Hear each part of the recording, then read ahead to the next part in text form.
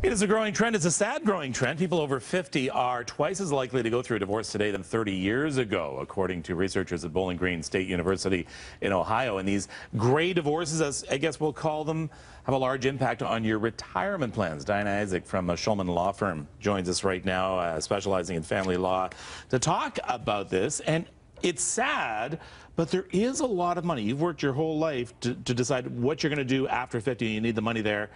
So let's talk about some of the challenges that people are facing.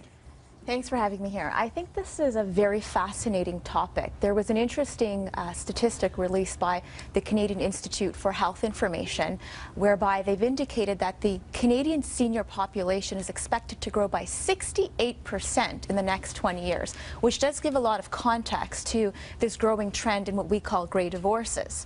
And some of the challenges that you've indicated include the matrimonial home. In many cases, this is the largest asset that's subject to division. And which you're hoping to use for your retirement. Absolutely. So what do you need to know about that? Well, the thing is, when we have individuals that are retired, typically they're mortgage free. But when you are separating and you're dealing with a divorce, it's subject to division.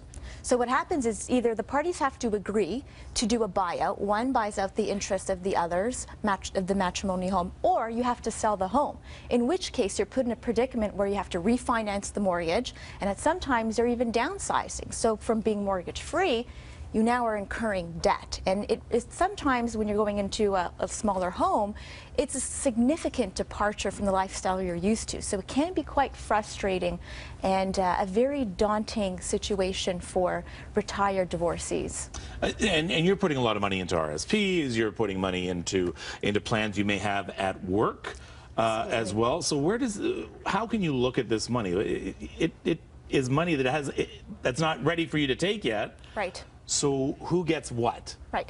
So and that's another challenge they face, because what happens is these retired divorcees have a fixed income and have basically fixed assets. Unlike younger couples that are able to probably work and earn a higher income, they're at a point where we have the divorcing retirees that are dipping into their nest egg fund, the retirement fund. And from having a single retirement, now we're looking at two separate retirements. So there's an issue when you're dividing all these assets. So and you're going to get penalized as well, because you're obviously going to want to, is there a way you can leave it there until you both do retire? There are different ways, and that's why we do suggest that you should be retaining a financial advisor in advance, because at some point you want to find what's tax effective in order to preserve as much of your retirement funds as you can. Do people ever come to you to plan for divorce, not planning to get divorced? I know that sounds weird, but it's sort of like, you know what, we're pretty sure we're not going to get divorced, but, you know, just in case, how do we protect ourselves financially? Well, that's a great question. I mean, I recommend as a lawyer that you consider getting a marriage contract. In situations where you have large assets, and especially when you're retired, you'd like to protect this retirement nest egg. And also, it does alleviate the amount of stress that comes with a marital breakdown, because a marriage contract does contemplate how to divide property and how to deal with support, if you've included that, of course, in your contract. But that's a tough thing to do, to say to someone, listen, we're getting married forever, but just in case, can you sign this prenup, please? It is difficult, and most of the time, young couples that get married don't expect to get divorced, and especially I have clients that are retired that don't expect to be divorcing while they're retired. Yeah. All right, thank you very much.